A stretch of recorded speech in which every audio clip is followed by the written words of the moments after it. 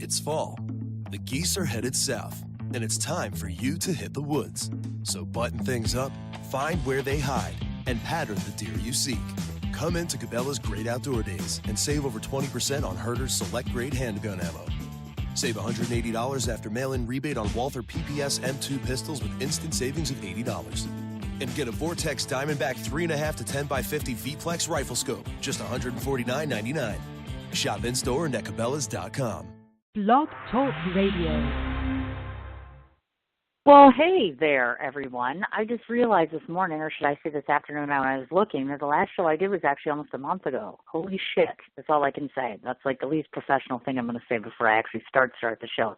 So welcome to everybody. Obviously, it's been almost a month or so. If you follow me on my Facebook wall, you know me personally, or if you've had any kind of conversation with me, you already know that I have been off air, obviously dealing with some of the personal things going on in my life. Plus, I've been writing textbooks, handbooks, covering conferences, you name it. But I'm back and I'm excited. In about 30 seconds, we're going to be having Theresa Piasta on our show today. So excited, so nervous. Just one heck of a girl. That's all I can say. I'm just going to leave it at that because we have so much that we have to cover, I should say. I want to forget to mention everybody tomorrow. Please, please, please make it a point to tune in because Julie Banashek is going to be on our show talking about the OAR Riding Club. This is her new riding group. We're going to talk about her kids. We're going to talk about her riding. We're going to talk about her stilettos. We're going to talk about her fashion. Oh, my God, so excited. And as I might have posted today on Facebook, in case you didn't notice, I am looking to fill a Friday spot. Tuesday, Justin Peck is going to be coming on our show to celebrate and start off Mental Health Awareness Month.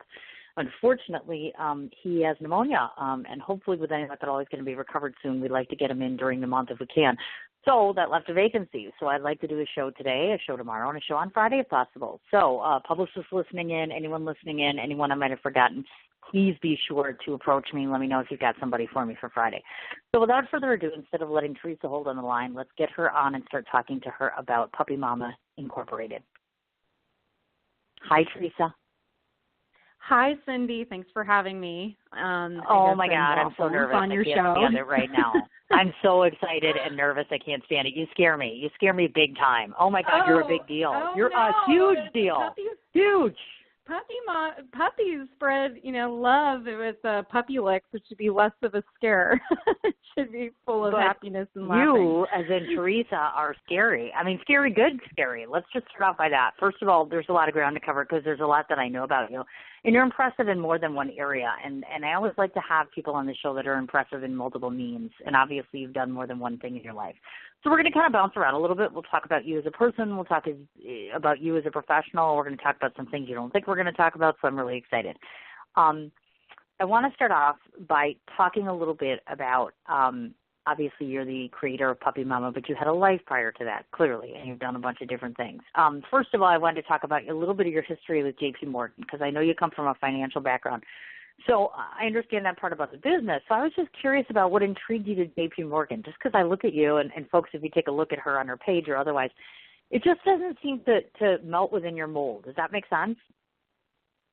Yes, and actually it's a great question because, the financial crisis hit while I was in Iraq, and when I came back from Iraq, it was 2009, and it was a tough time to find a job, and I think I was just ready to be honest, to have a good time in New York City. And I was an economics major from college, and a lot of my friends had been in the financial services industry, but it was a tough time to find a job. So I bet. Coming from the service, now there's a lot of opportunities to help veterans with the transition.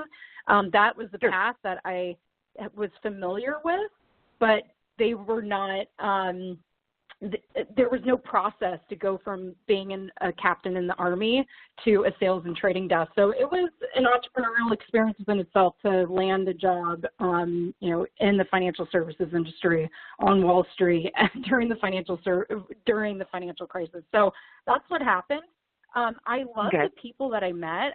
There's a lot of amazing people, not just in New York City, but in the financial services industry. But I do think, from when I've talked to other veterans, that when they go to a different career, their whole purpose of service and country is somehow they've, many felt similarly, or, to find a way to give back in a similar way that they're really passionate about.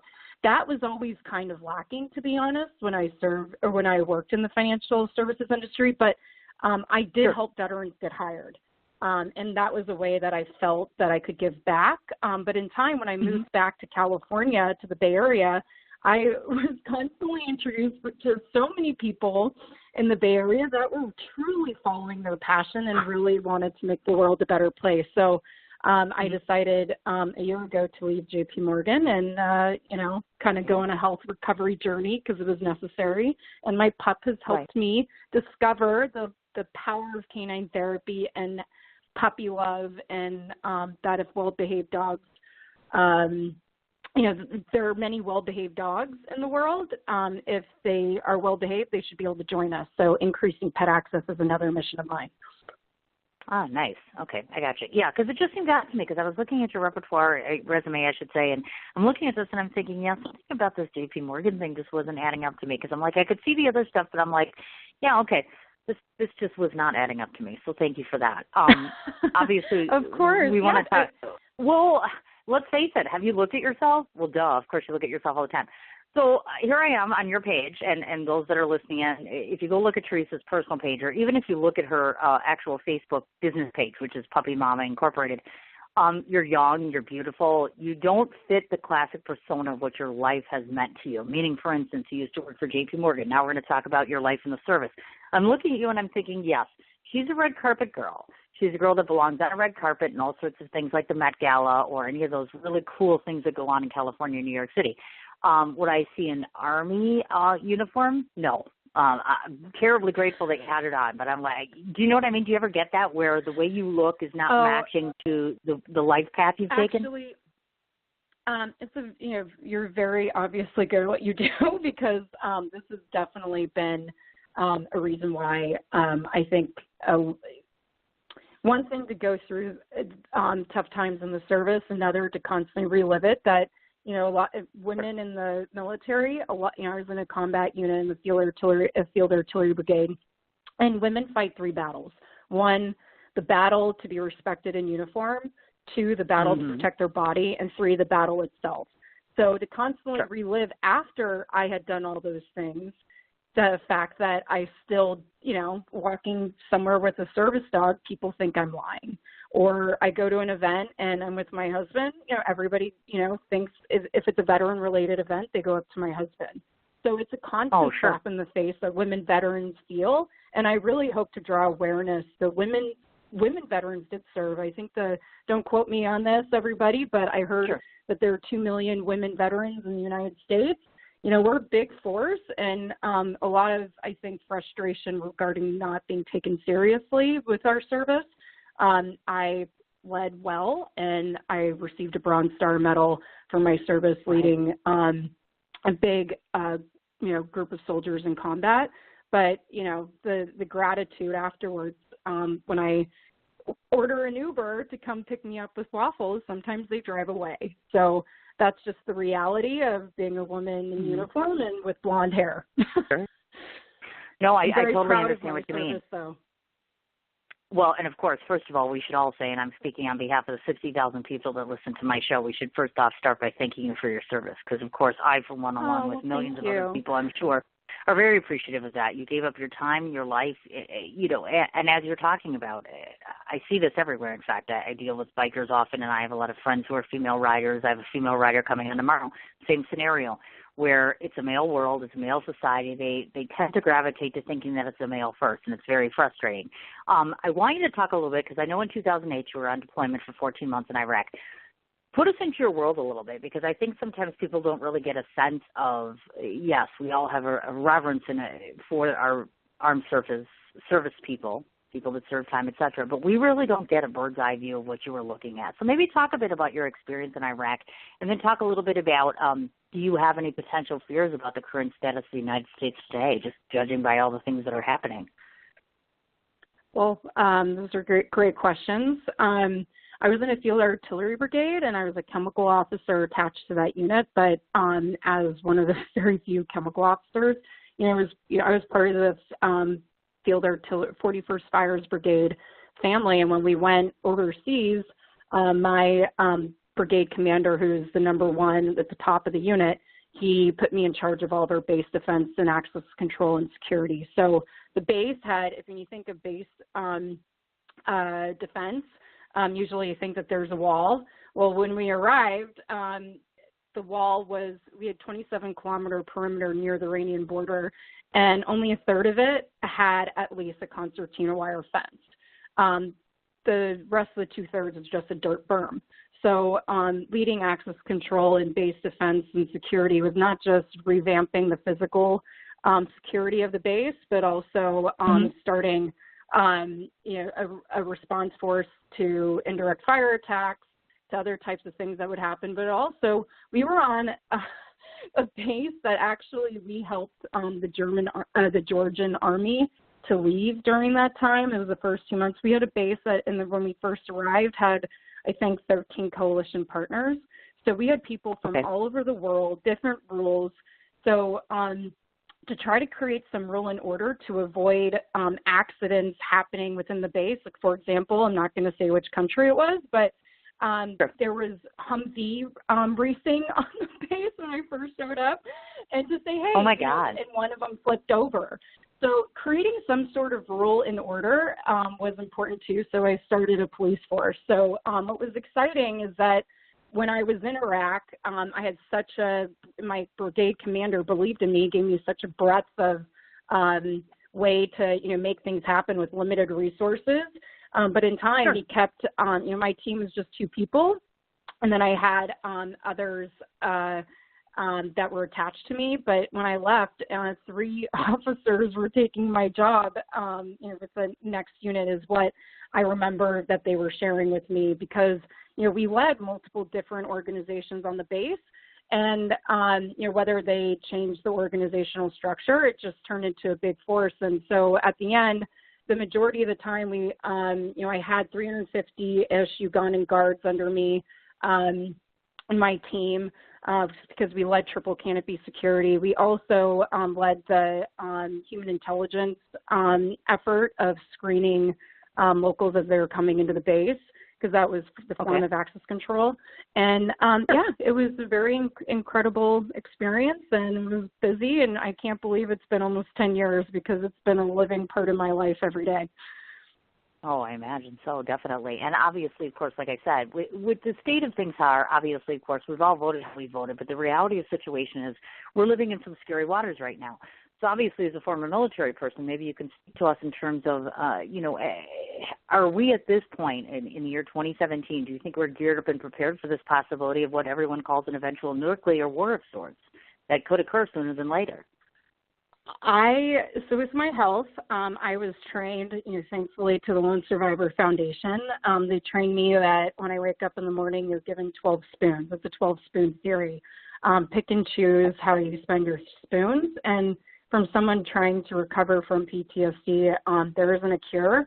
So I've had to pick and choose what I've been focusing on this year. And so I've actually have focused on the less negativity and focusing on the news is because it would get me worked up. And that's where Puppy Mama started, is because I've been focusing on the love of puppies, and it's been a very not just helpful healing journey for me, but others. But given all of that, I do think that it is a scary time, and I think that if anything, it's a time where we need to be grateful for being Americans and what all the benefits that we have, but not also be naive to realize that there are risks out there. One area that I have seen is that there's a lot of negativity on social media, and the social media right now is lacking community. It's spread. So one area that I'm trying to solve is through the love of puppies, is to bring back the community. And so everybody is at a standard of knowing that, hey, we at least all love puppies. And then the next, so the cyberbullying and that type of negativity ends. Now, going to the extreme, risk worldwide of what you were just mentioning, I hope that everything's going to be fine. There's also a lot of talk and discussion locally in Silicon Valley about the threat of AI. So, there's a lot of risks out there, but I do think that, if the world finds a way to connect first and not cause judgment to each other. At least that's a stepping stone in somewhat of a right direction. I don't know if that answers your question, but No. You've kind of got the point there, which makes a lot of sense, obviously. And I love the fact that you go to that positivity. I actually use my Facebook wall a lot of times, and I'll post up. I try to post up inspiring things 2-3 times a day, so it kind of keeps everybody in the same loop of, okay, we're all kind of in the same whirlpool together, but that doesn't mean that we have to get stuck in all of that ugliness and darkness and all of that good stuff, without a doubt. I agree, and it's a nice way to live. I went to Bali last year, and I talked to, a local as I was trying to find healing, and a local told me something so beautiful. And he said, we wake up, it doesn't matter if we have one thing, 2 things, or 3 things. We wake up every morning and thank, their God for helping them have breath.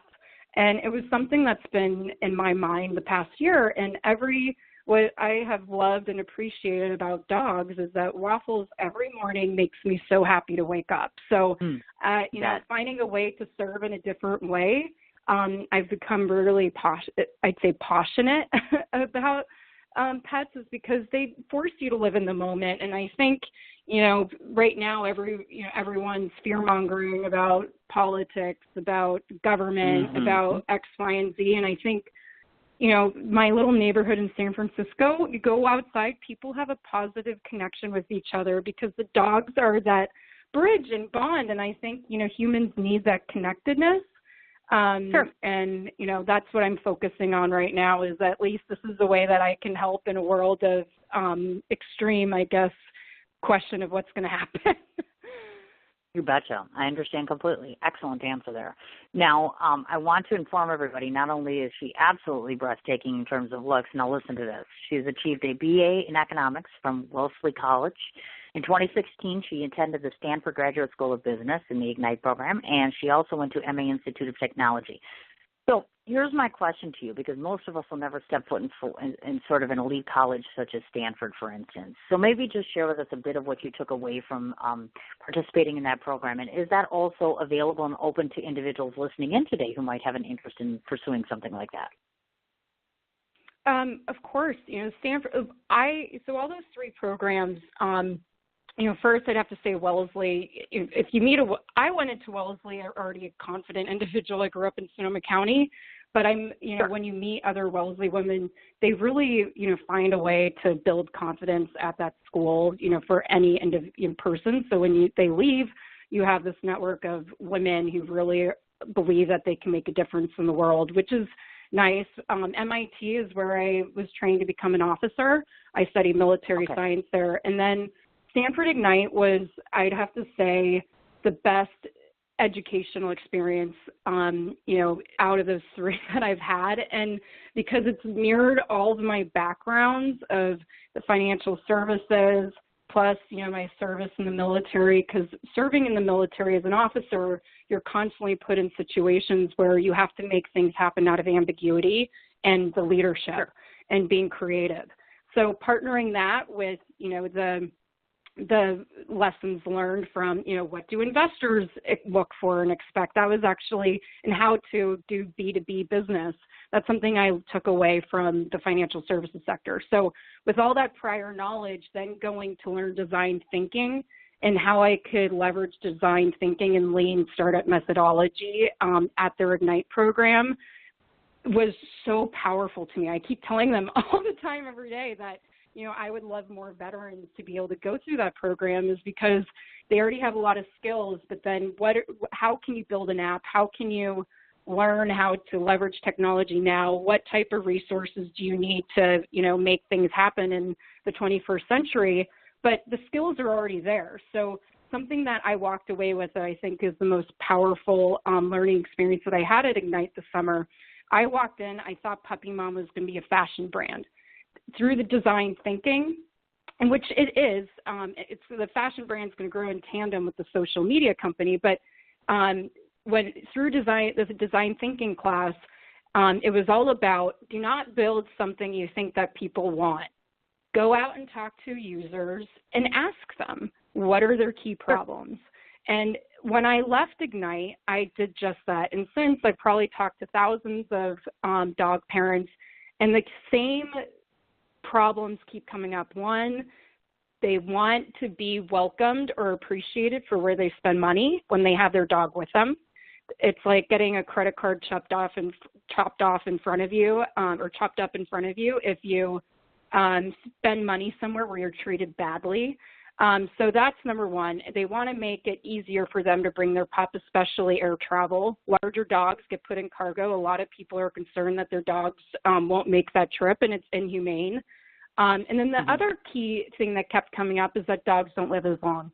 So I want to solve all those problems, and I have goals and ideas to solve them. But I learned immediately that at least through the app, if I built an app to acquire data, where can we bring our pups for pet access, at least it will add transparency. But as we get more data, we will go back to businesses that aren't dog friendly to let them know what they're missing out on. And also the, workplaces, if you want to recruit talent these days, guess what? Articles are already coming out in the news that, top talent is choosing to go to places that are dog friendly. So, that's a goal that, more businesses will churn. And I also just launched Passion.org as an organization to gather dog-friendly businesses and workplaces around the world to help with that advocacy angle for heightened pet access. Okay, got it. Now, before we merge forth, because we're going to talk about the personal side of you, of course, before we get into the whole Puppy Mama organization and what you do there, I don't want to forget to be remiss in taking a moment to speak about your brother Frank, because I happen to notice, because I follow you on Facebook, and I think it's important that people know this. Frank himself also had served in Afghanistan. In fact, you had posted up a lovely article about him. So let's talk a little bit about him. Obviously, of course, service to the military is not solo, meaning just to you yourself. So just tell me a little bit about how he, as both a military person and a man in your life, being, of course, your sibling, how he inspires you and helps you to kind of conquer some of these things involved with the PTSD and just you as a person in general. Well, in touch, because most people don't know, they're getting to know me. I love it when they mention my family. It's not just Frank. My older brother served too. So I'm one of 7 kids. Okay. Yes, my older brother, Ed, he was, when 9/11 hit, I was a senior in high school, and he was training to become an officer. And my dad was a colonel at the time in the active reserves, but as a lawyer, as a judge advocate general, and that's what my older brother was training to do too. And as many experiences that I've had throughout the years, without diving into those experiences of how women are treated, I like to keep this positive. I always have brought back a warmth and happiness that I was raised in a family with brothers who trained me to be an athlete.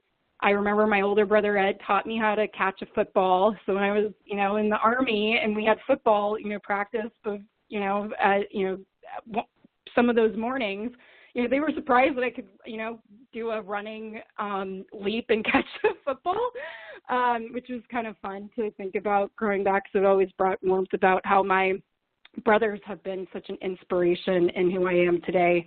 And I do think that mentorship is so helpful. I would not be the woman I am today without my father, without my brothers, and their active mentorship that they've had. And my older brother, he served in Iraq. He's now still a major. He left active duty, but he's in the National Guard in Georgia.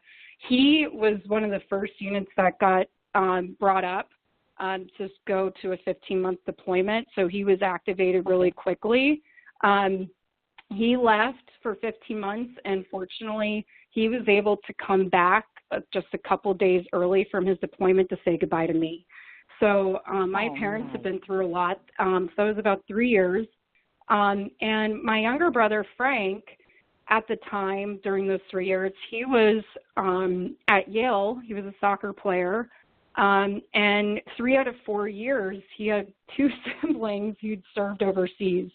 So when he graduated, I don't know necessarily everything that was going on in his mind, but he decided to start and serve just a couple years after he graduated, feeling, I think that there was also something in him, feeling, I don't know.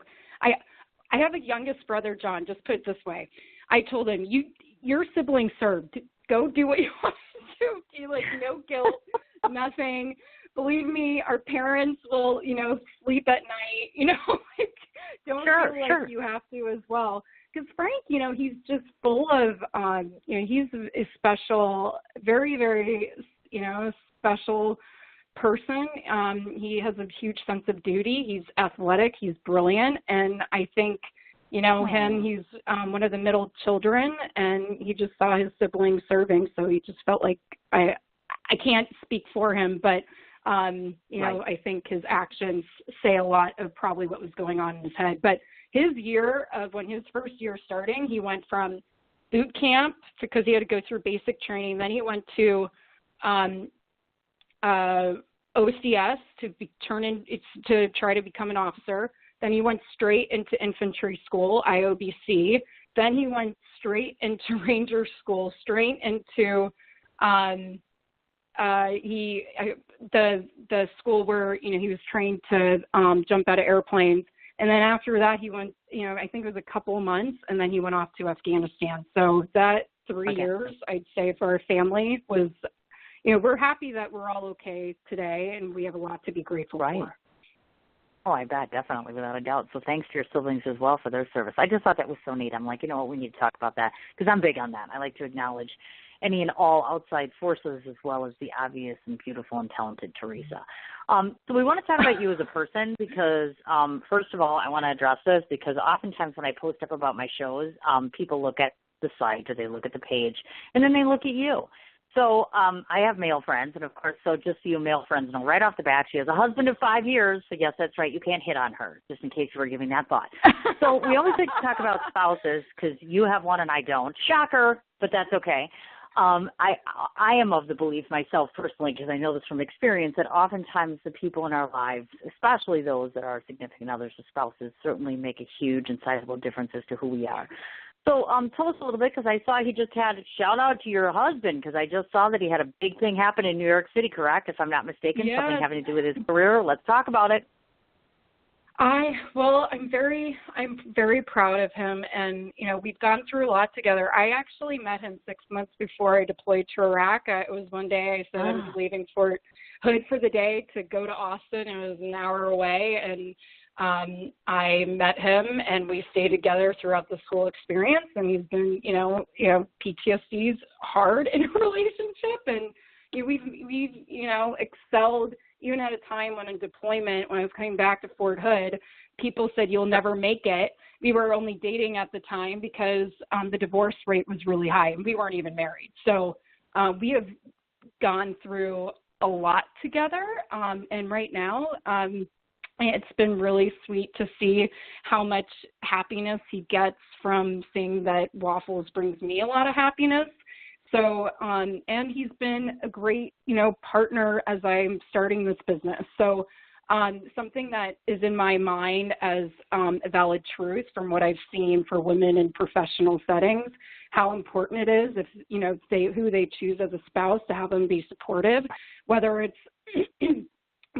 due to, whether it's due to where they're traveling to for work or, trying to find a way to balance things in the home life, or, if they got a big job and you got invited to, lead a division in Singapore, those are things that happen a lot, at least at JP Morgan. That was always talked about how women can make that happen, even if they're in a top job. And when I read Lean In, Sheryl Sandberg's Lean In, it said, she's constantly said, and it's heartbreaking that her husband passed away, but she said that the most important decision that a woman makes in her life is choosing, for her professional career, is choosing the right partner as a spouse. I truly believe that I found that. He's been, he's in product marketing at Salesforce.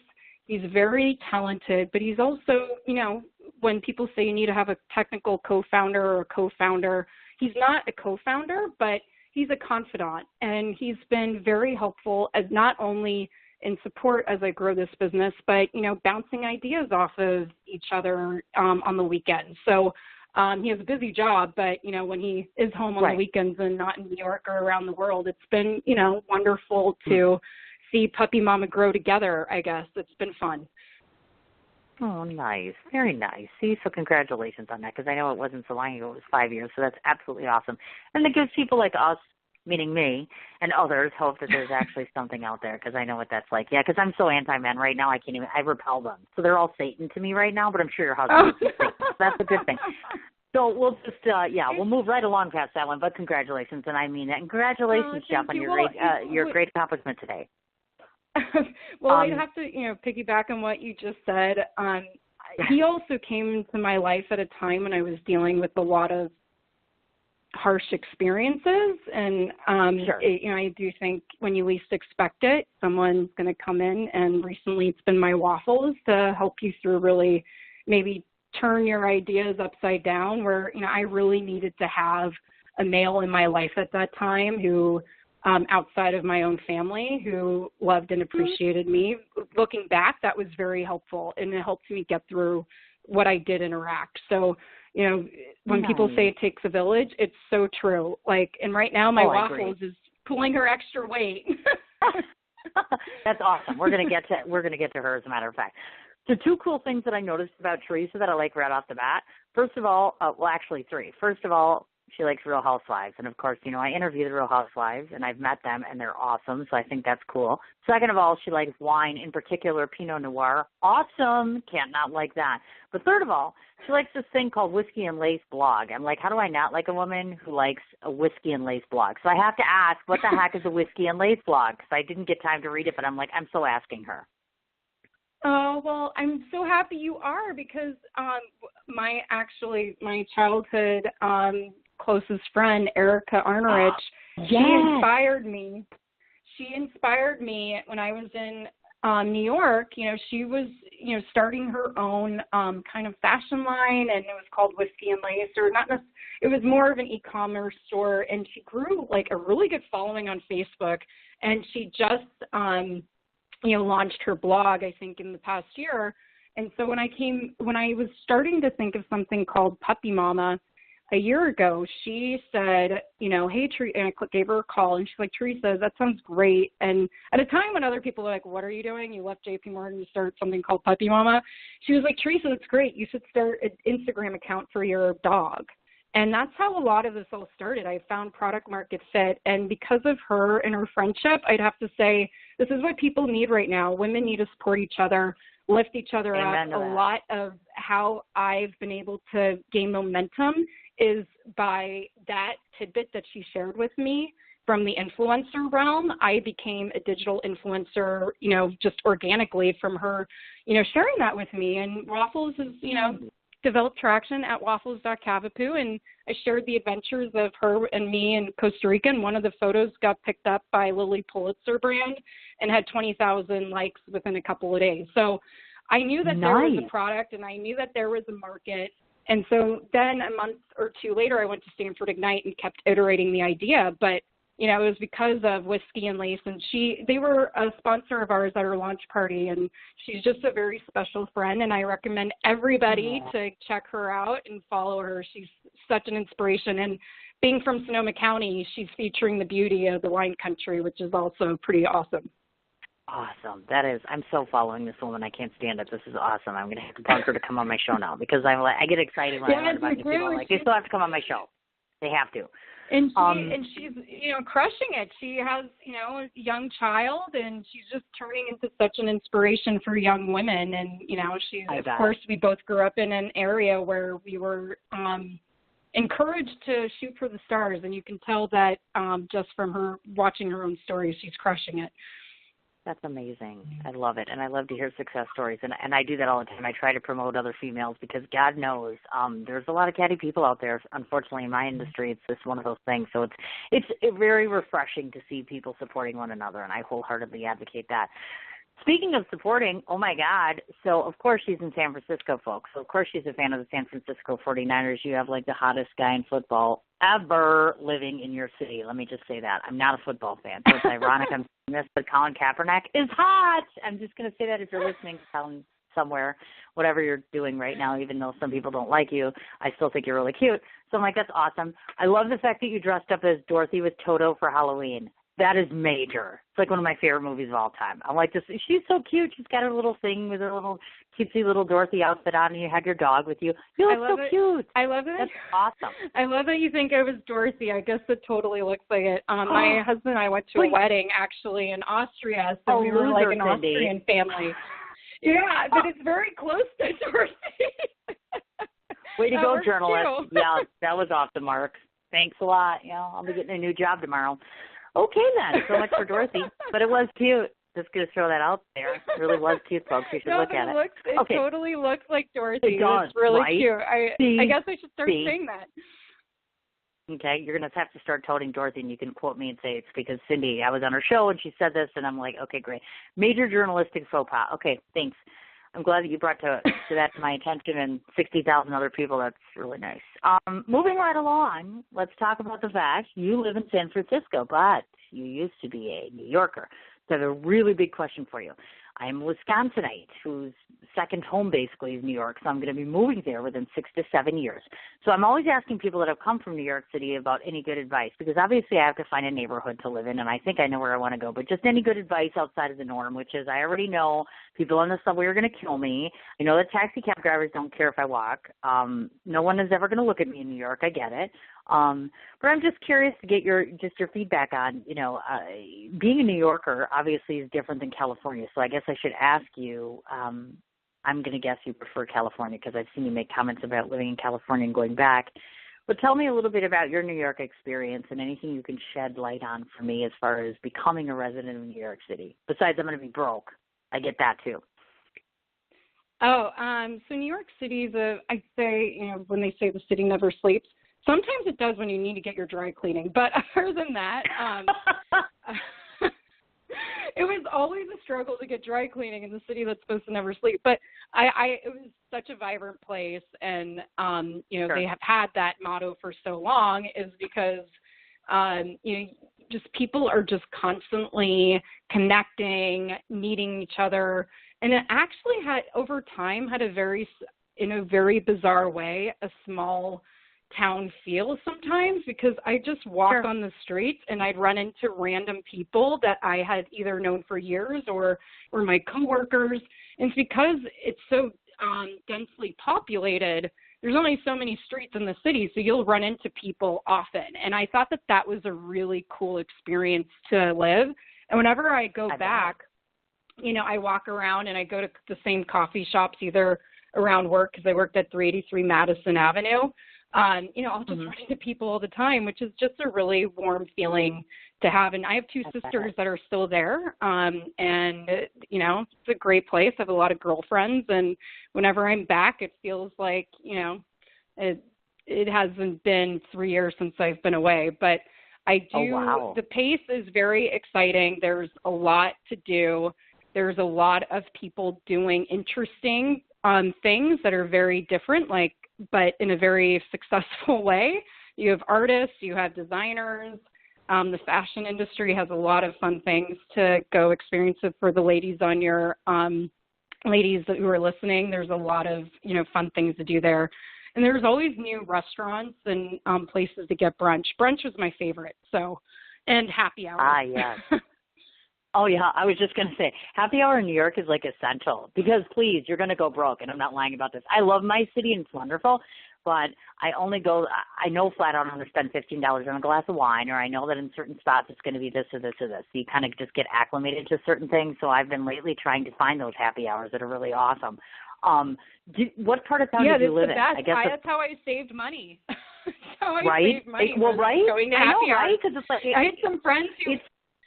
some friends wanted, to constantly go to places that were $20+ drinks, and we could go to the one that's buy two for $5. I love this girl. I'm just going to quote that right now. I'm any girl that appreciates happy hour is on my top 5, because I'm seriously, some of these places they go to, and I'm if I had a date, maybe, because it's crazy. I just can't even imagine the amount of money that people spend on alcohol and food. Sometimes you've gone out for a meal and it's oh my God, it's crazy. And I had a Whole Foods experience, which I'm sure people on Facebook saw, because I'm it was nuts. It was absolute craziness. Whole Foods is like spending double of what I have, and I get the whole healthy food thing, but I'm like, is this a New York thing? Because like Whole Foods is costing me double the amount I would normally spend. Like instead of $30, it's $75. You know what I mean? Oh, wow. Or, the one thing with Whole Foods, though, you can save money for, like, the grab and eat as long as you can get through that long line pretty quickly. Like when you want something for lunch, compared to the local other places, like Whole Foods, if you grab, that food to go, it can save a little bit. But, yeah, I know exactly what you're thinking. I think it was Fairway that I had opened my last couple of years in New York, and I was really grateful for them because they were a lot better than our other local options and was pretty affordable. Trader Joe's, though, is still my favorite, but it was hard to get to because there weren't too many in New York. No, I hear you. I understand completely, definitely. So that's awesome. And like I said, I think most people just don't know how much New York is to be appreciated unless they actually go there. And I've just become just a huge, oh my gosh, I can't wait. I just can't wait to live there. In the meantime, I live on the river, and that's all fine and good. But I'm like, yeah, I need to go home soon. I miss my home very much. Speaking of traveling around, listen to this. Not only has she been in New York, and not only is she living in San Fran, she's been to Costa Rica, she's been to Bali, she's been to Dublin, she's been to Paris. Holy hell, woman. You have been almost everywhere except, I'm guessing, Hawaii, because it's the only picture I haven't seen on her wall is she's literally a world traveler. So I have to ask the question, because either your husband broke the bank and he's like a millionaire, or this is a military thing. Because I'm like, how does this babe get to go everywhere under the sun? Like, seriously, have you seen yourself? Well, duh, of course. You know what I mean? You've been everywhere. I mean, literally, you have been everywhere, right?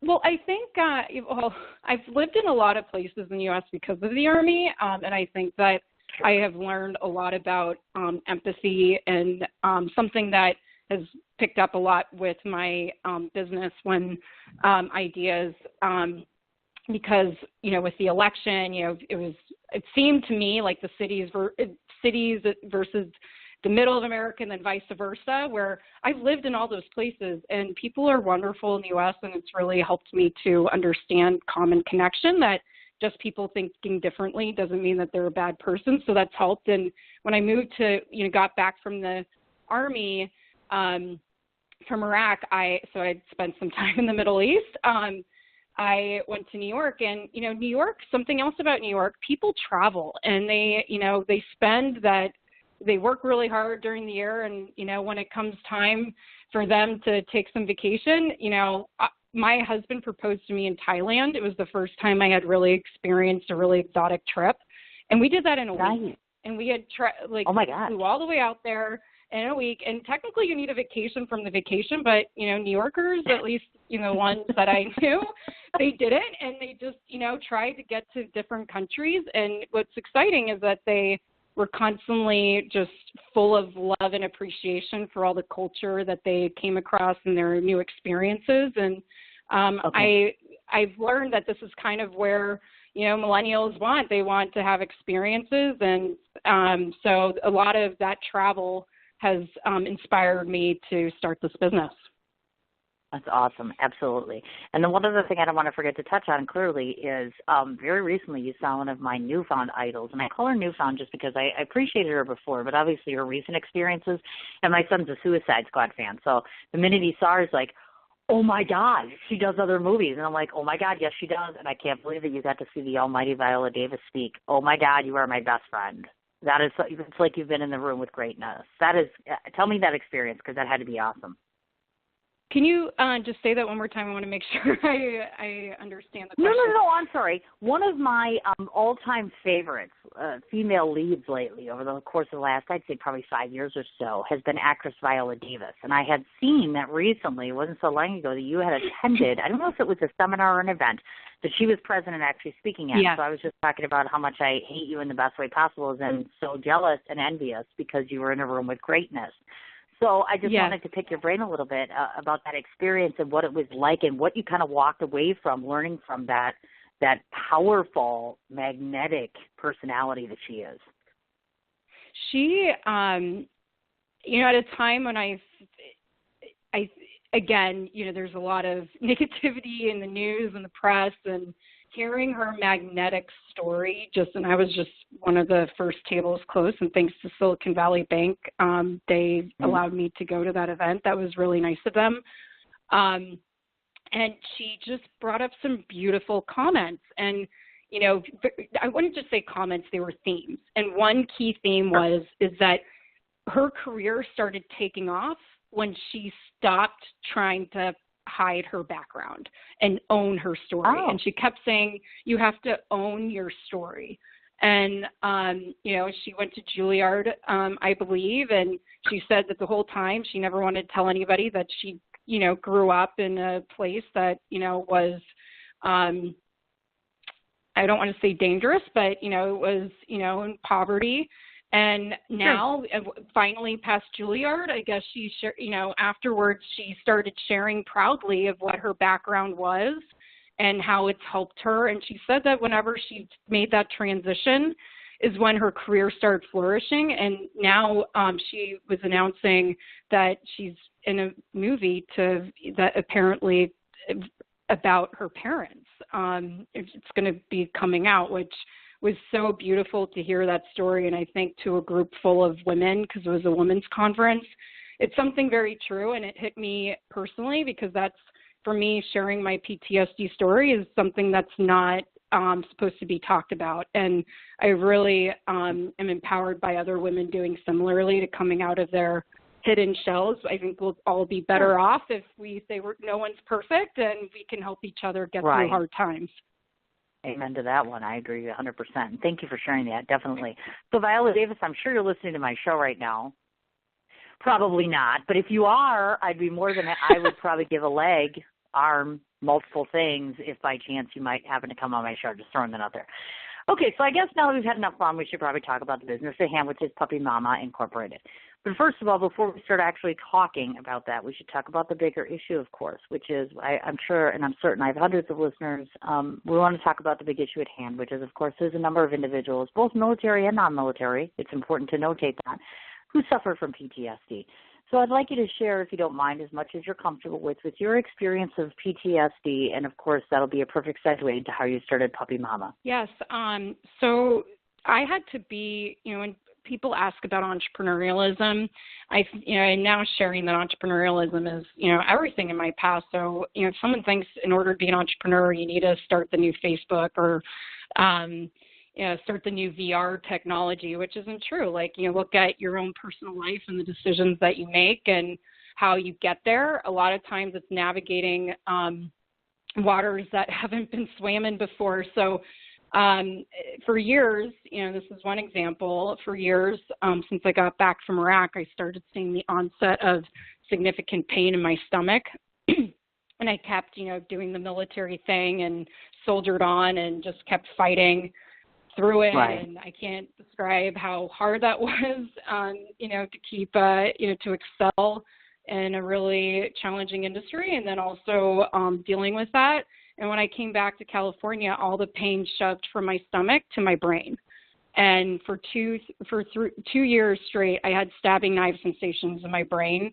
And anytime I'd wear sunglasses walking out of my apartment at 6 a.m. and it was still dark out.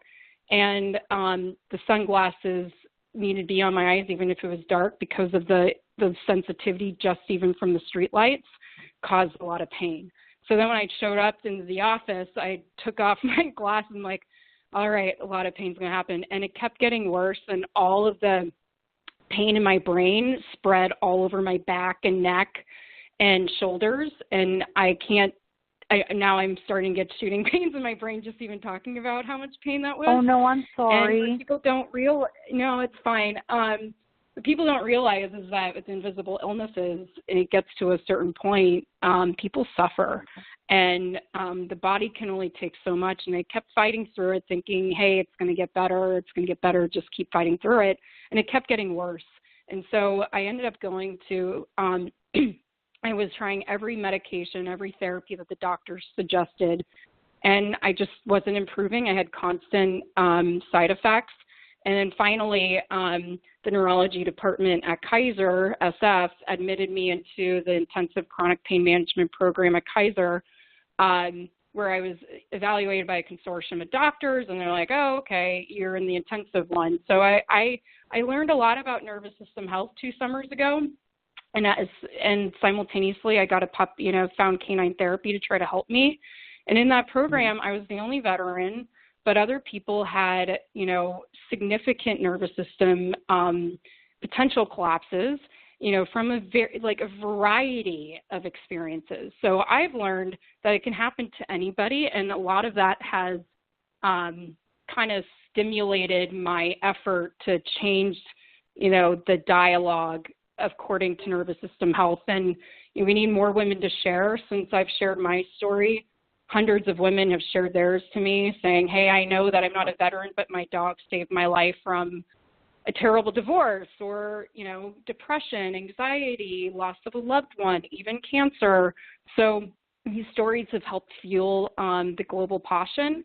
And, recently, I don't know if you're familiar with Lady Gaga. She came out, and I'm so, I want more celebrities to do the same. She came out 3 months ago, and I think the response from what happened to her is very symbolic of what the reality is. She came out saying that she had been struggling with PTSD for a long time because she was sexually assaulted. And there was a news anchor immediately afterwards saying, why is she doing that? Because she's not a veteran. And there's this immediate reaction that you have, what I've been told by many women, and I get it too, you have to be, if you were going to say you had PTSD, you had to look like a male that had served in combat. I had another woman come up to me and said, I have anxiety. She is a sexual assault victim as well. She said, I have anxiety every time I put my service dog vest on my dog. And I was asked why. And she said, because the way people look at me and treat me. She's a blonde lady. And the way that, the comments that are said. And when people are getting a service dog, it's because they need help. And instead, it's all this negative judgment. My immediate reaction to her was, that's hilarious, because I get that too, and I did serve in combat. So, my goal is just to stop ending the shaming and stigmas, period, because, people, if they connect with one another in a positive way, it's healing on both sides, and just some sort of empathy. And with the Puppy Mama, I actually wrote the community guidelines for the Puppy Mama app, saying we're going back to what many of us have learned from when we were young. If you have nothing nice to say, don't say anything at all, because it's not helpful. I want a platform where women can share, just like I'm sharing with you, and hopefully get support. And if not support, then just not hearing anything negative about what they're sharing.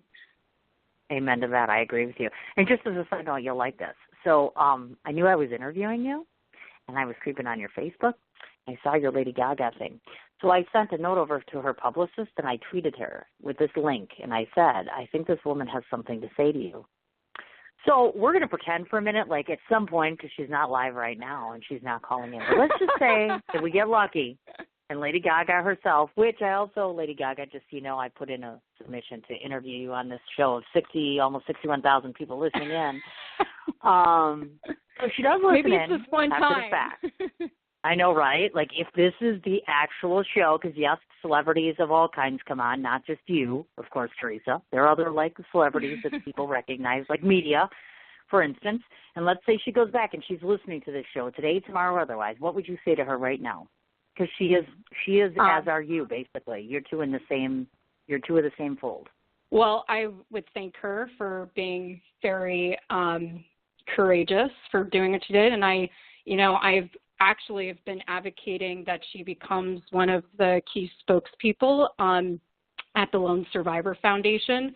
That organization has helped me in so many ways. They are doing incredible things to help veterans heal, but they're also doing different retreats for military sexual trauma and drawing awareness for that. And I went, there's an experience that I went to, and there's just so many women veterans struggling. And I think that she would be a great advocate to say, hey, sexual assault is real. Trauma, according to sexual assault, is something that shouldn't be hidden. And I just shared with one of the psychologists there later, I said it's pretty apparent that the reason why I know 20 veterans a day are ending their lives right now still is because sharing anything linked with PTSD, you get judgment and shaming. And it's clear that she didn't want to share anything for a long time because look at the backlash even Lady Gaga got. So I want to commend her for courage, and I really would love to partner with her to end stigmas and shaming and empowering women. So that is my pitch to her, and I was so floored and touched that it wasn't just when you feel like you're alone on a mission and then you see somebody like 1,000 rungs higher than you trying to do something similarly. It's time now that women empower each other, and I'm so proud that she did that. No, I agree with you 150%, and I'm not going to lie. First of all, I started liking her music, obviously, and then second of all, she was on my show, American Horror Story.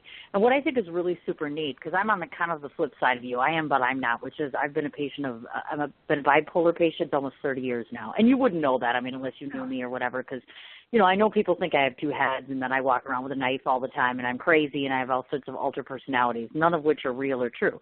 But what I think is so neat is that she has decided to partner up in a campaign about mental health, because I just saw her with the Prince of England the other day, and they were doing an actual live video conferencing where they're talking about the stigma involved with mental health. I think it's huge when celebrities take the popularity they have and they use it for good. So I think she should, without a doubt, if you're listening, you should be commended for that. And I don't think there's any other way to put it besides the fact that she's so damn badass. There's just there's two words to that. She's badass. There's no, you know what I mean? Yes. So we're both saying to you now, Lady Gaga, I think you should come back to the show, and then I'll have Theresa come back on, and she can co-host with me, and we'll partner her together. Wouldn't that be awesome? 3 women on a radio show together talking about these serious issues. That would just be badass too, right? Seriously? It would. We're begging, Lady Gaga. Amazing. We're not really begging because we're grown women, so we don't beg. We're asking nicely. So there's our pitch, assuming that she ever hears us. Okay, but more importantly than Lady Gaga's puppy mama, because obviously, first of all, we want to talk about, this is huge, her chief introduction officer, biggest part of the company, Waffles. So let's talk about Waffles. Tell us about your dog, but more importantly, talk to me about the concept of using canine therapy as a healing technique. Well, Waffles is, I'm petting her right now. Amen.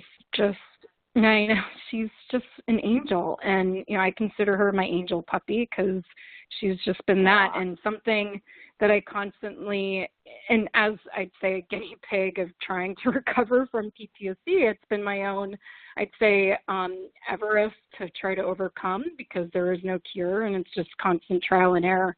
But something that, is constant reminder that, why canine therapy is so helpful, especially for type A personality individuals who want achieving, who want to get up, is that they're with you and not saying anything negative. They're there. There was this one time when I had just last winter, I was getting so sick that, according to the doctors, the reason why I had 4 flus despite the having the flu shot is because, the first thing that goes to your nervous system is what one doctor said, and then the next thing is your immune system, and that's something that people don't recognize. And so anytime someone would say something to me, it could have been even minor now looking back, but it affected me, and it was the stabbing knife sensation in my brain kept coming. And so escaping people was really important a year ago to try to calm my nervous system down. And there was this one run I did with Waffles, and before I took her to Costa Rica, which was also very helpful,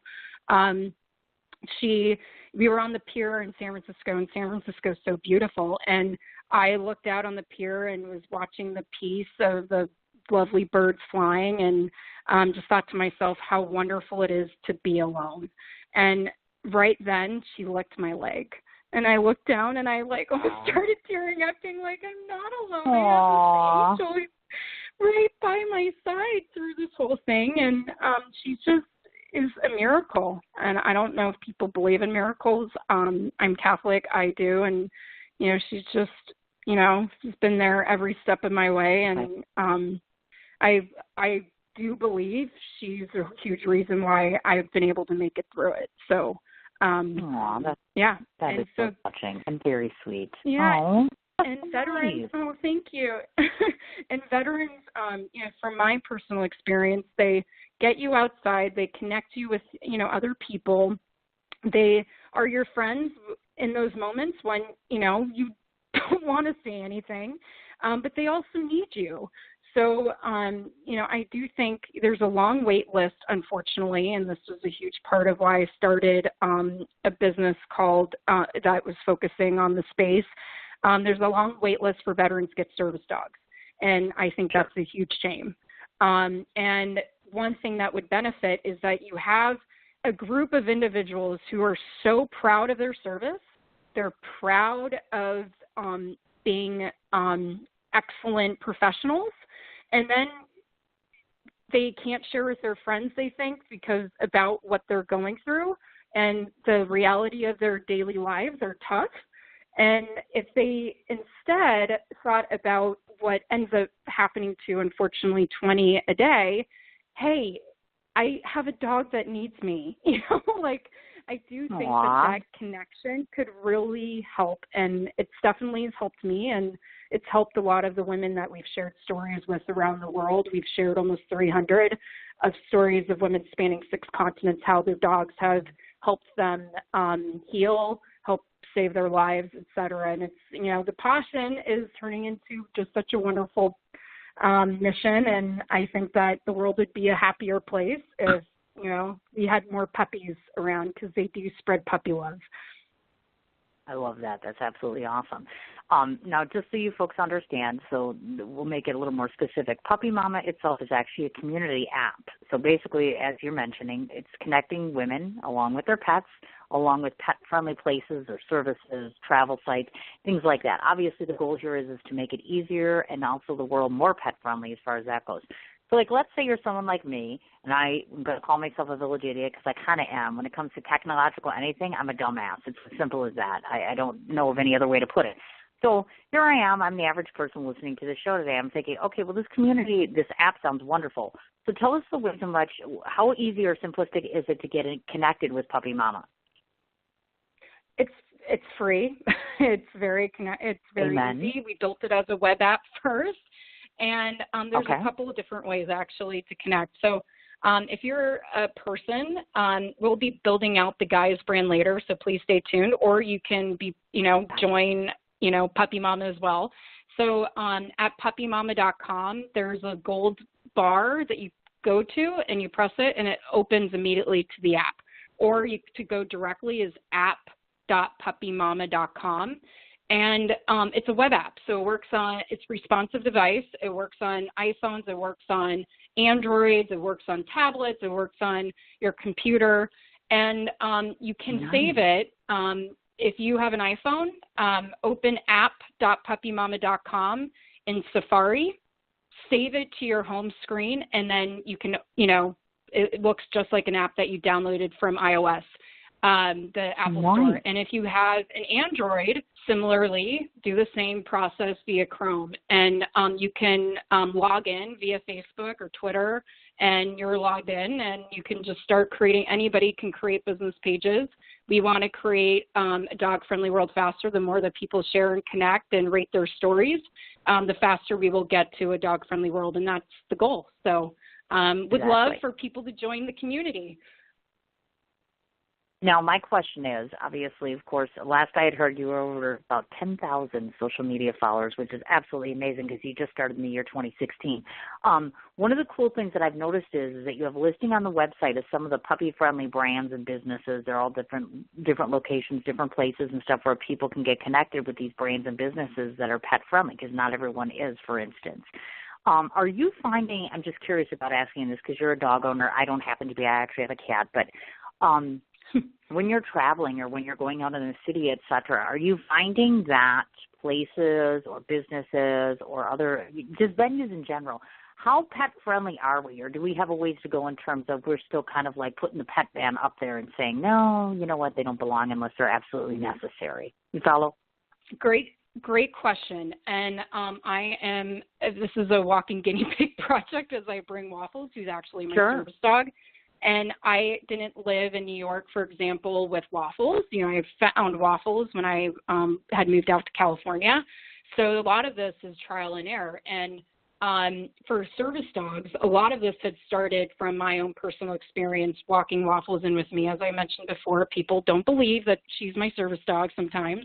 San Francisco is very dog friendly. I'd say on a scale from what I've experienced with Waffles, San Francisco people just, it's, I think, part of the culture here where you Uberize a market and people, who want to bring their dogs, they just go and do it. And the businesses are like, okay, which, I want to make it so that it's more respectful on both ends. So like having transparency of which businesses are comfortable but then convince them why they should be comfortable, because there are more dogs now in the U.S. than children under the age of 18. Oh my gosh. So 60% of women between 18 to 44 have dogs, 3/4 of millennials. The dog industry is going to continue to grow. So people, if they're well behaved, that's my goal, then they can join. And just 2 days ago, we went into Westfield Mall in San Francisco. And I go in, I take pictures so I can upload it in the app, and I'm asking, so you didn't stop me. Is it because I have a service dog, you think? Or she's like, no, well, what happened is we let well-behaved dogs shop now is because before people are just walking in service dogs, and we're like, oh, well, maybe we should just open it up to all well-behaved dogs, and they add value to, their customers. So the momentum's already happening. And all the Westfield Mall, I just uploaded a bunch of pages about that a couple of days ago. They've already adopted something like the same goal separately than what I've been trying to promote Drive Forward. So it's already happening organically. Now, my experience traveling with Waffles other places, I can say that there's a lot of improvement. Even if someone says it's dog friendly, I get stopped, as somebody who has a service dog saying I can't go inside. So I bring out it's my form of personal education to show them the document from the Department of Justice saying, these are my rights and you're violating them. So the goal for me is I'm having this happen to me as a woman with a service dog, but she provides so much happiness and love to others that if they're well behaved, I love what Westfield Mall did, and I want to encourage others to do the same.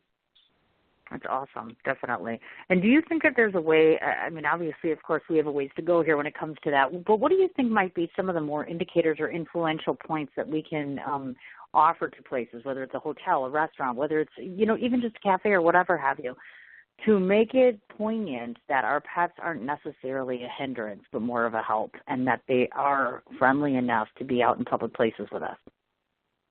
Yes, great question. So I started Pawshin.org to help this, and as, leveraging the Puppy Mama app, but also it's free. So if any businesses are listening, it's free to join, but you have to be at least a 4-paw rating according to our Puppy Mama scale. And so that means if you're a hotel and you classify yourself as dog friendly, you can join if you don't charge extra fees. That's kind of where, the bar is. Now, if you're a restaurant, if you are doing the best you can with the FDA laws, yes, if you, for example, in California, a law passed a couple of years ago that dogs can be out on the patios. We want to encourage, the restaurants that are building beautiful patios and heating and dog treats and water bowls to that they're following the current law, but also, adhering to such a large base that wants to bring their pup with them. So this coalition, it's global, and the goal is that navigating local laws and policies and lessons learned will be helpful for sharing of how to make that happen.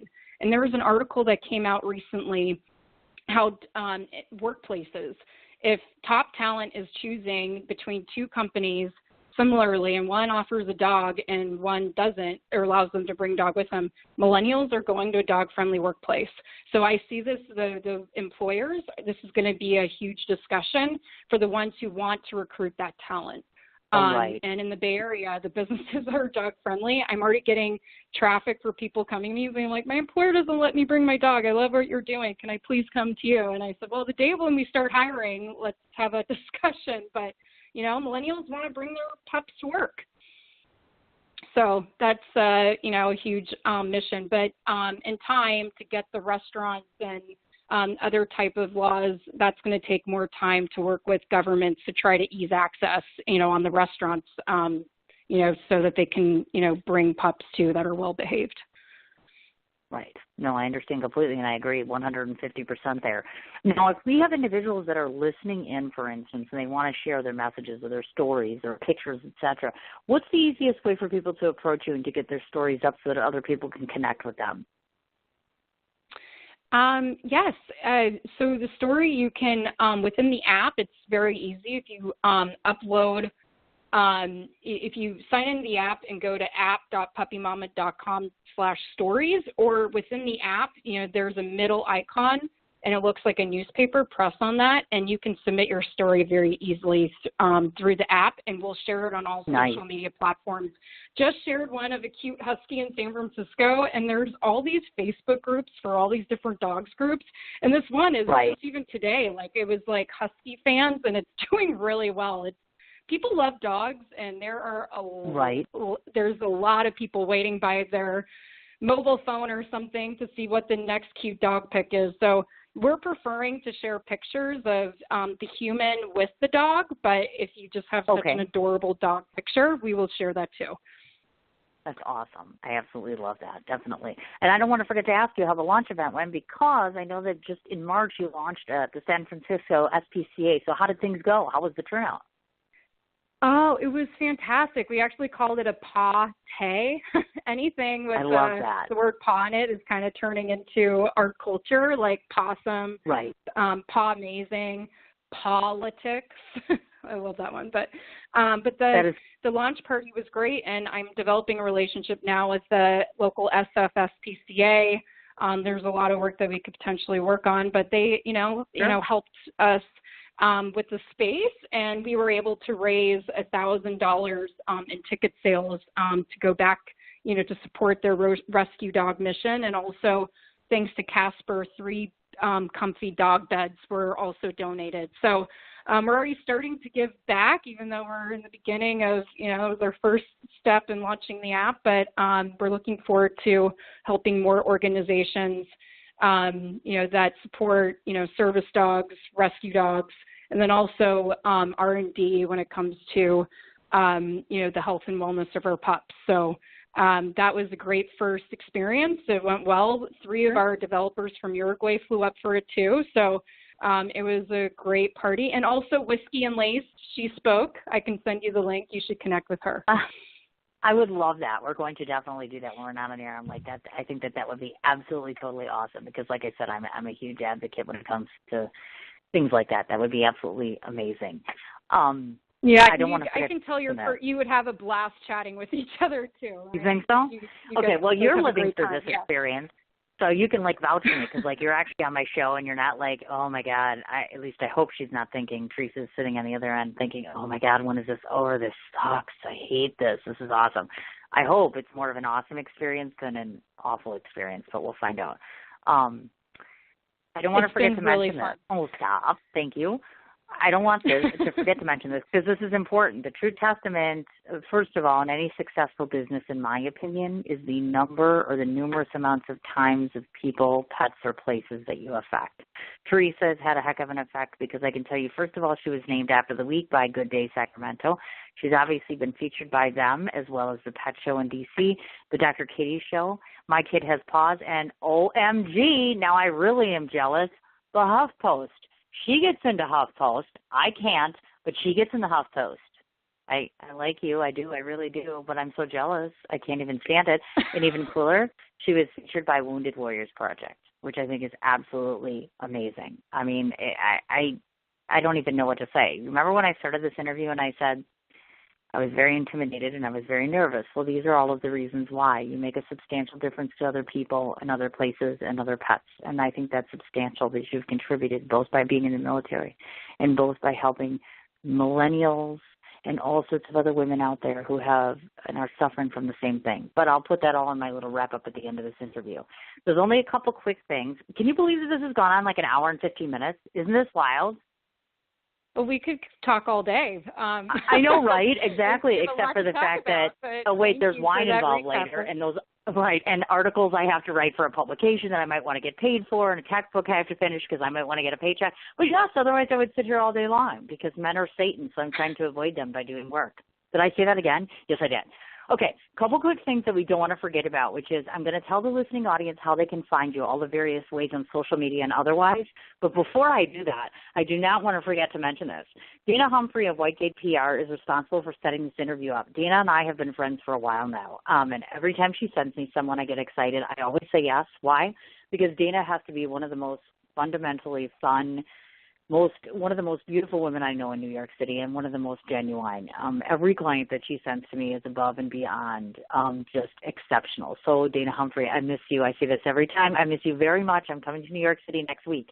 So please, please, please, when you listen to this interview, get a hold of me and tell me what you have going on. For those of you that might need anything in the PR realm. She's right? She's wonderful. Is she not the most?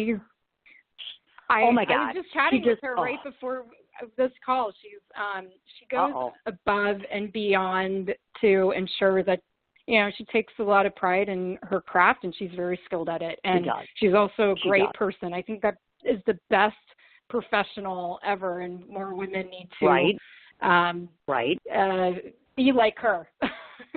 Exactly. When I grew up, I tell her that all the time, and I've had the loveliest time with her. She has the most beautiful smile, and she's the most, like I said, it's her genuineness. It's her honest, hands-on approach when it comes to her clients. That's why whenever she approaches me with someone, I read it for like the first 5 minutes, and I'm like, one and done. It's that simple. And I try to go to great lengths to make sure I get everything taken care of. So see, Dana, we got it done today. I know it took a little while. My apologies to both of you because sometimes these things happen. But we didn't know my life was going to fall apart. But now it's better somewhat. And Teresa was on the show. I'm so happy your life is better. Yes. Well, not really. I mean, you know, it's one of those things where it's kind of like, you know, people that follow me now, I mean, you know, you have a bad relationship, and you know, it's hard enough when it ends. But then, you know, the fallout from that, you know, there was lying involved and stealing involved, and you kind of have to rebuild your whole life again. So it was tough. I'm not going to lie. I'm seriously still struggling. I'm a really very angry person right now, but I'm really good at hiding it, aren't I? Because like you would never know. I'm just so yay, and I am yay. I'm very, very. I'm excited to see what the new chapter is going to be. It's just going to take a little while. You know what I mean? But I'm glad I'm back to radio. I think it helps. I missed my show very much. They tell me I'm pretty good at it. Someone called me Barbara Walters of the New Century the other day. So I was like, oh, my gosh. That's sweet. I am proud that person recognized you because you're very good.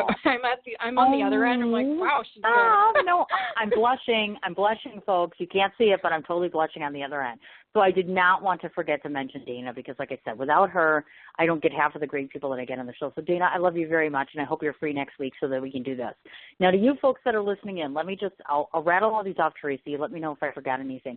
Teresa's website is puppymama.com.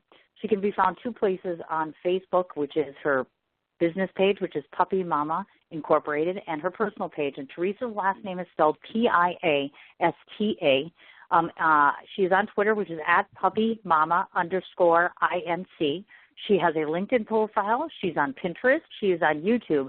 And now Instagram, I was a little confused. Now, the Waffles handle, is that your Instagram handle? I just want to be clear on that. Great question. So Waffles is, she has her own account, so waffles.cavapoo, but the puppy.mama is where we're sharing the stories of women around the world and updates regarding Puppy Mama, and same with Waffles, because Waffles is our chief introduction officer, so she's really important at Puppy Mama. You betcha. That's what I say, too. I'm, like, totally excited about that. I just wanted to be 100% clear on that so that this way we got everything. And, of course, just to reiterate one more time, obviously, to get the app itself, app.puppymama.com, or obviously visit the website so that you can go ahead and take care of getting your app, finding out all this information, reading the stories, reading about Theresa, etc. Did I miss any place? Is there anywhere else where people can find you? I just launched Pawshin as well, pawshin.org. So if your company is dog friendly, would love for you to let me know, and we're going to be connecting your business with people who want a dog friendly experience. So send us an email at wehave@pawshin.org, or go to pawshin.org directly to the website. It's PAWSSION. And I just started an Instagram page for Passion yesterday, which is We Have Passion. So it's pretty easy to find. Also, something else just to let everybody know about as well, we're going to be releasing our first version of Puppy Mama apparel as well. So would love feedback and or, when that comes out probably within the next month or two. We're really excited about it. Oh, that does sound really exciting. That's absolutely awesome. Cool. Okay, so now we've reached the very last part of the show, which means if you've never listened to one of my shows before, you don't know what's coming. But I always tend to try to leave my show off on a very positive note. So typically what happens is I get to tell the listening audience what I think of you, Theresa. And the reason that I do that is only because this is just a journalist view. It's the only thing about my show that's not scripted, by the way. So I don't write this myself. That means it's all real and from the heart. Yes, I do have a heart, folks, believe it or not. I want to give my impressions of what I think of you, Theresa. So prepare yourself. Some people stop talking. Some people cry. Some people get all crazy. It's madness. So we'll just see. So these are my impressions of Theresa, of Puppy Mama. The very first time that obviously Dana introduced me, and that was via electronically, I had already known right off the bat the first time I looked at her face and did no research of her as to what I was going to think of her. Sometimes you can look into the eyes, which are the window of the soul, which is what I truly believe, and you can see the spirit and the strength and the survival rate of someone, and I can see within your eyes and within your heart, without having not even met you yet, I have a gift, they say, and my gift tells me that you have survived a great deal, that you have become stronger because of it, and you have a very empowering ability to pass on that strength, that knowledge, and that survival to the people that are around you. I can see and sense that this is amazingly important to you, almost as much, if not more so, as you doing anything else in your life. I can tell right off the bat by looking at your face that you're a very determined individual, determined to make a difference, determined to make a better life for yourself, for your husband, for your pet, and for all the other individuals out there living with PTSD. I think you're amazingly incredible, not just because you survived something as this and you're living with it every day, but the fact of the matter is that you could have chose to do anything with your history, anything with all of your hallmark or benchmarks that you've accomplished in life. And the one thing that you chose to do was to take your time and energy and devotion and dedication and turn it into something that's helpful for hundreds, maybe even millions of people all around the world. Again, I have to say thank you again, because we never get a chance to talk to enough military people to enforce and rely upon them to say, we need you, we cherish you, and we appreciate you. You will never know how much we will appreciate the fact that we keep those freedoms that we take for granted oftentimes because you exist in the world. So thank you for that. Thank you for creating a mobile form of means of unity between yourself and the community, between yourself and other pet owners, as well as yourself and other PTSD survivors. I want you to know that I'm very proud and pleased and honored that I was able to showcase your abilities, your talents, and your strengths to the world. I hope that you know that you can come back anytime you like. I'm really, really hoping that you get to New York sooner than later, because I have no one to go happy hour bar hopping with. Did I just say that out loud? Yes, I did. So hopefully you'll get a chance to do that. But most importantly, I hope that if you fall down or if you feel weak or if you feel like you need something, that you reach out to myself or anyone else in the universe that's listened to you today, and know that you're not alone and that we support you 150%. So, my dear, thank you. This has really been more of an honor for me than probably you to have you on my show today. And I hope that I've helped you and I've helped your cause. Oh, you That's just what I warmed think my of you. heart. Thank you. Goodness. My puppy just had the biggest smile right now. Aw, really look at that. Yeah, see, I impressed the dog. I rock. We don't have Lady Gaga, but we got that dog. I'm telling you, as long as we got Waffles, we're good, right? I mean, what can I say? Waffles is the sweetest, and yeah, it's the Waffles test. Anywhere we go, she just gave you the biggest smile. So, thank that's you. awesome! Seriously. Yay! No, well, wonderful. Well, yeah, certainly. thank you. That was just warmed my awesome. heart, and you touched.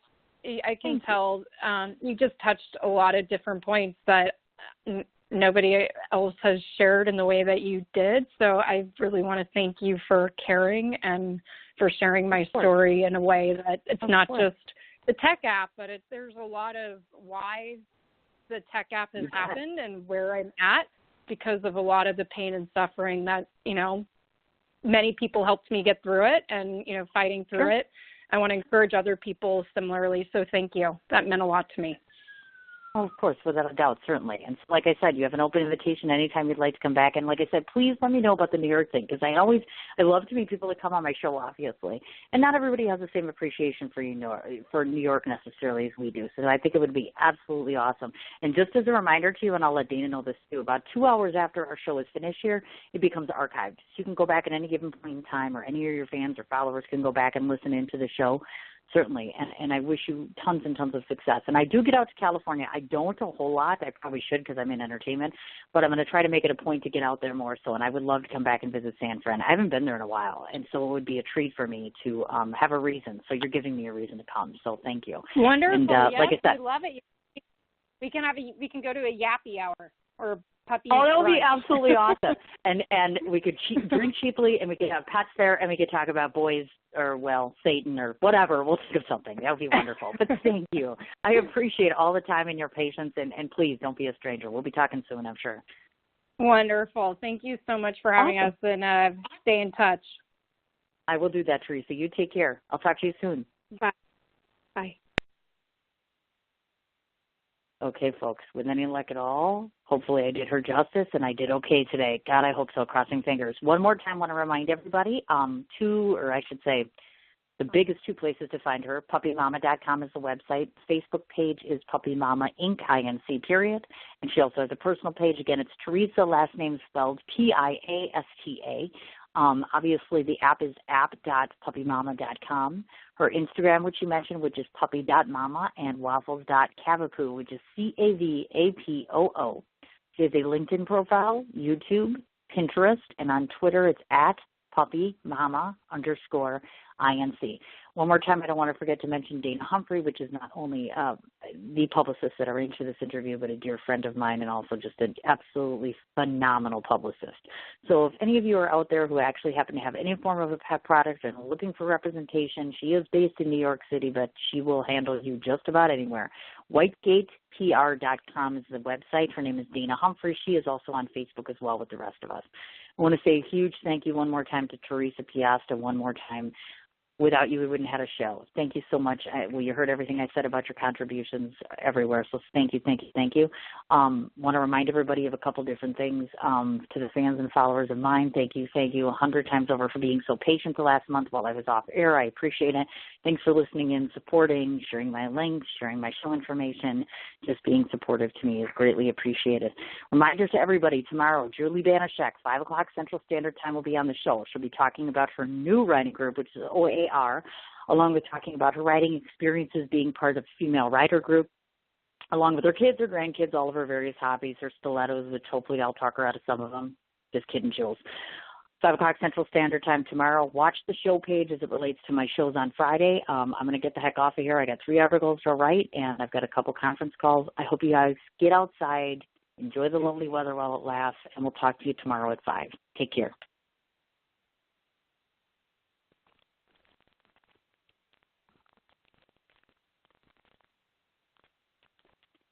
It's fall. The geese are headed south, and it's time for you to hit the woods. So button things up, find where they hide, and pattern the deer you seek. Come into Cabela's Great Outdoor Days and save over 20% on Herter's Select Grade handgun ammo. Save $180 after mail-in rebate on Walther PPS M2 pistols with instant savings of $80. And get a Vortex Diamondback 3.5 to 10x50 V-Plex rifle scope, just $149.99. Shop in-store and at Cabela's.com. It's fall. The geese are headed south, and it's time for you to hit the woods. So button things up, find where they hide, and pattern the deer you seek. Come into Cabela's Great Outdoor Days and save over 20% on Herter's Select Grade handgun ammo. Save $180 after mail-in rebate on Walther PPS M2 pistols with instant savings of $80. And get a Vortex Diamondback 3.5 to 10x50 V-Plex rifle scope, just $149.99. Shop in-store and at Cabela's.com.